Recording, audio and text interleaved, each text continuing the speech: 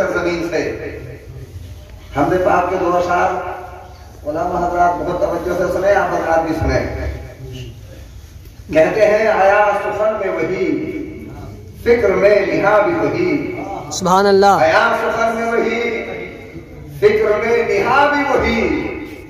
हूँ बेकरार तो वजह करार जा भी वही। हूँ बेकरार तो वजह करार जा भी वही। उन्हीं की ज़ात सहारा है पा शिकस्तों का। उन्हीं की ज़ात सहारा है पा शिकस्तों का। है किश्ते ज़ीस्त पर रहमत का साहिबा भी वही। है किश्ते ज़ीस्त पर रहमत का साहिबा भी वही।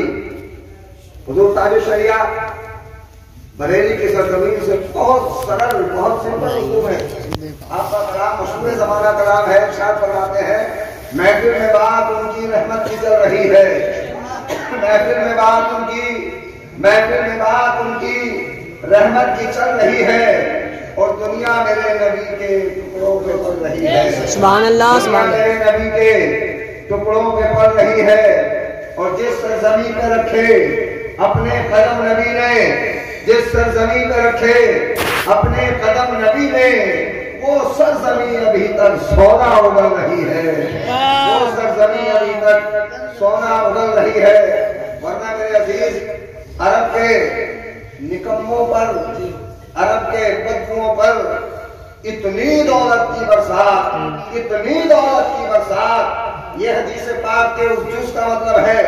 एक मरतबा अल्लाह के पैगंबर सल्लल्लाहु अलैहि वसल्लम के घर में हजरत आयशा सिद्दीक़ा रज़ियल्लाहु तआला अन्हा बयान करती है, घर पर फाते को 2-3 दिन गुजर गए। मैंने अल्लाह के नबी की बारगाह में रज़ा पेश की, आका आप तो कायनात के मालिक हैं, आप तो वो जहां के ताइदार हैं, आप तो वही कायनात है। और घर का आनंद यह है कि घर में 3 दिन का खाना वो तुम्हारे साथ कराया।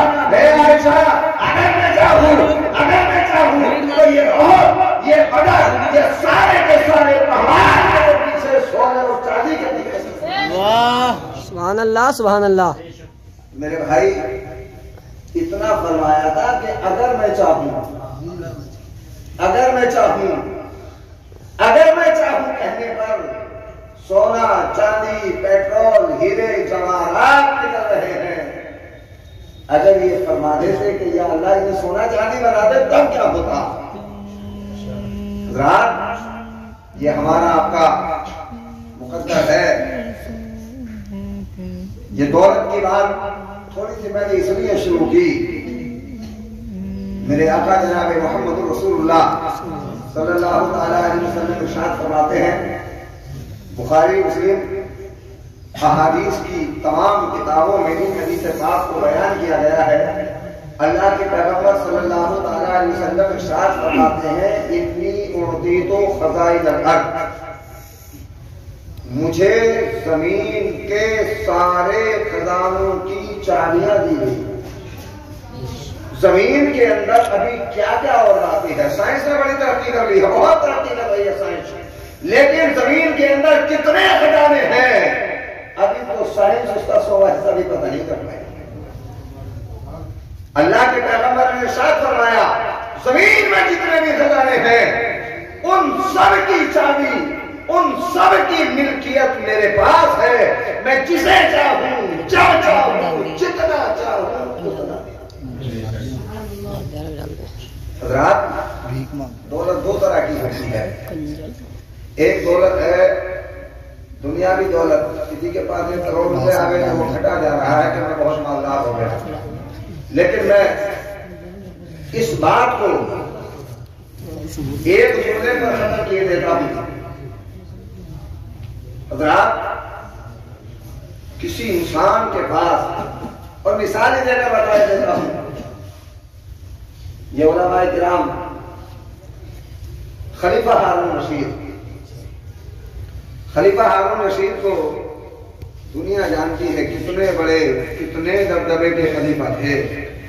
आजकल तो लोग 5 साल के लिए ओहदा हासिल करते हैं, कोई अगर प्रधान बन गया लोगों के वोटों की भीख मांग मांग के, और उस भीख में अगर बता दिया जाए तो वो शराब जो मुतलकन हराम है, जिसके बारे में मौलाए कायनात इरशाद फरमाते हैं, एक बड़ा सा तालाब हो, उस तालाब में शराब का एक कतरा गिर जाए, उस तालाब का सारा पानी सूख जाए, उस तालाब के नीचे घास जमाए, कोई ये कहे कि अली अपने घोड़े को उस घास पर चला ले, तो अली अपने घोड़े को घर तो नहीं चलाएगा। अल्लाह अकबर। एक कतरा, लोग फोटो के चक्कर में शराब, कुछ बातें ऐसी हैं जिन्हें मैं कहना नहीं चाह रहा, ये सारे के सारे काम करते हैं जरा सा रुतबा हासिल करने के लिए। खलीफा हारून रशीद दुनिया के 40% हिस्से पर लगभग हुकूमत हुआ करती थी, और कैसे खलीफा। एक मरतबा एक अल्लाह वाले ने खलीफा हारून रशीद से पूछा, ए खलीफा ये बता, अगर किसी इंसान को गैस की बीमारी हो जाए, इतनी बीमारी, ऐ खलीफा तू ही बता, इतनी बीमारी कि बगैर पानी पिए तुझसे रुका ना जाए, तो तुझे अगर कोई ऐसे हाल में 1 गिलास पानी दे दे, तो 1 गिलास पानी के लिए कितनी हुकूमत दे दोगे? खलीफा ने कहा 1 गिलास पानी के लिए आधी हुकूमत।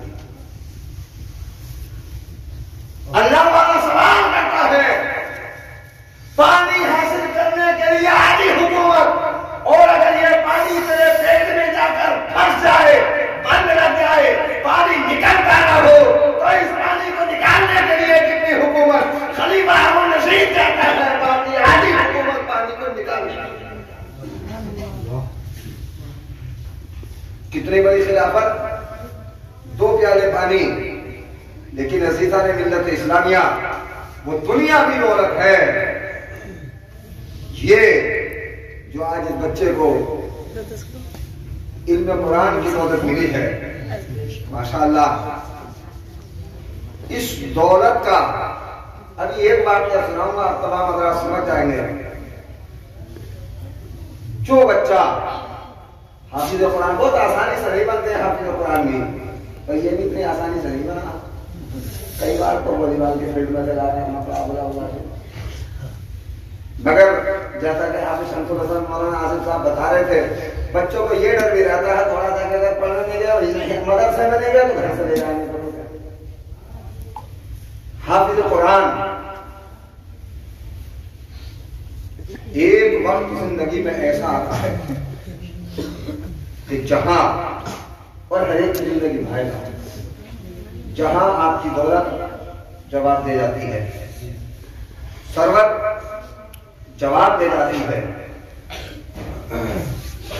डॉक्टर साहब जवाब दे देते हैं, दुनिया के सारे मसाइल जहां खत्म हो जाते हैं।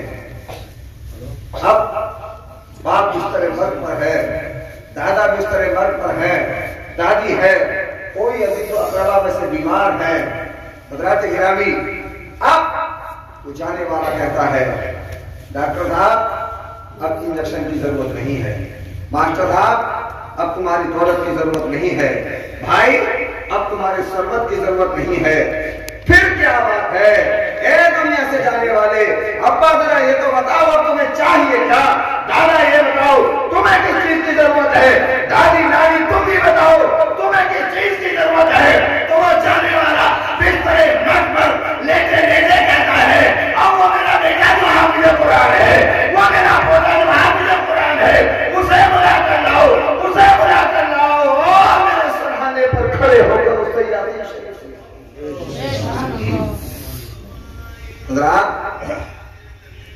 इतना एक हर्फ यासीन शरीफ फर्दी, वो रूह जो छलक के अंदर अटकी पड़ी थी, नहीं निकल रही थी, बड़े आसानी के साथ, बड़े इत्मीनान के साथ निकल गई। ये बच्चा अभी तक हाफिज कुरान नहीं था। इमाम साहब अपने घर जा रहे थे तो दूसरे बच्चे लगाने जा रहे थे, मदरसे से बच्चा जा रहा था, मदरसे से जोहर पढ़ाएगा, असर मगरिब इशा, फिर कल को मैं आ जाऊंगा। लेकिन माशाल्लाह ये तो आप असरात का तजर्बा है, जब से बच्चा हाफिज़ कुरान बन गया अब मदरसे से भेजने की जरूरत नहीं है, वो खुद ही नमाज पढ़ा देता है। एक वक्त की नमाज़े बाजमात और बेजमात में इतना फर्क है, इतना फर्क है कि अभी मैं आजकल एक जुमला बोल रहा हूं, मैंने सुना है हाफिज़ मिल्लत अलैहि रहमत का जुमला है, इरशाद फरमाते हैं नमाज तो जमात की ही नमाज है, बेजमात की नमाज तो महज अदायगी फर्ज है। अब ये काम कौन करेगा?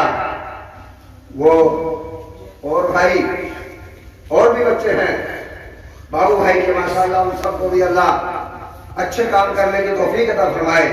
ये बच्चा हाफिज़ कुरान हो गया, रमजान शरीफ में नंबर आएगा, रमजान शरीफ में भी हज़रात गिरामी अल्लाह तबारक व तआला ने इरशाद फरमाया, जो आयत करीमा मैंने पढ़ी है, अल्लाह इरशाद फरमाता है सनुक़रिउक फला तंसा, ए महबूब हम आपको ऐसा पढ़ा देंगे, ऐसा पढ़ा देंगे कि आप कभी भूल नहीं सकेंगे। पढ़े लिखे लोगों की महफिल है, तमाम के तमाम हज़रात जानते हैं, हज़रात दुनिया के लोग आपने पढ़े, छोटी सी किताब हो, बड़ी सी किताब हो, कोई उनकी डाइजेस्ट हो या कोई लुगत हो, कोई भी आदमी से हूबहू एक एक हर्फ करके, एक एक हर्फ करके हज़रात गिरामी याद नहीं कर सकता हो। जो आया कि गयूर मुसलमानों, आप अगर आपने सुना होगा रमजान शरीफ में हाफिज़ साहब पढ़ने के लिए खड़े होते हैं, इमाम साहब सुना रहे हैं, अगर कहीं जबर जेर की भी गलती आ गई तो पीछे वाले हो भाई पिछले साल तो रमजान में बहुत देखा ही है, बहुत मस्जिदों में चल रहा था मामला।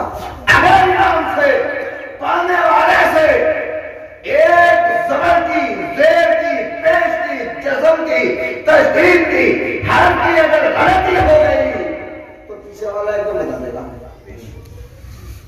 पूरी दुनिया में कोई ऐसी किताब है?